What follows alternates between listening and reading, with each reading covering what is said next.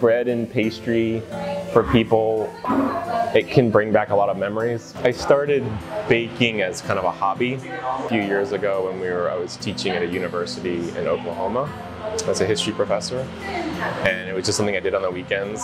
I started baking out of the garage on Saturdays, and then we left academics. We wanted to leave Oklahoma, and it was hard to. There was not a lot of jobs out there for a French historian. It's not a very big growing field.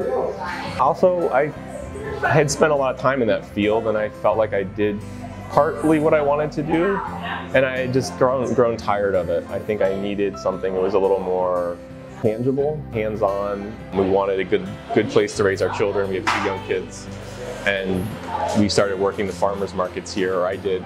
We thought what Keene could really use is actually a retail location where people could come in and see the operation and see the process behind the product. We thought that was an important part of what we wanted to do, and we also wanted to teach. I think it was important for us to create a bakery that was a space in which we baked, people came in and bought, but we could also open it up for workshops and demonstrations and things like that.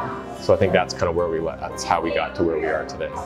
On a regular day, I usually get in here by 4 a.m. I'm here by myself until about 6 or 7 when someone comes in to help. We do a lot of pastry here, which is very precise, and we do a lot of sourdough, which is more about sort of feel and understanding how different conditions affect the dough. So it's always a sort of a challenge every day, and every day you start anew, which is, I think, the opposite of my old career, which was everything just took so long. We worked on a project for years. This is I work on sourdough for 2 days, and then I'm done, and I'm on to the next batch. I live in Connecticut now, and I'm here to visit my father. And my father told me about the bakery, and it's a very sophisticated place to be operating a bakery of this quality and of this caliber in Keene is an extraordinary service to the people who live here, and I think it's been impacting them greatly.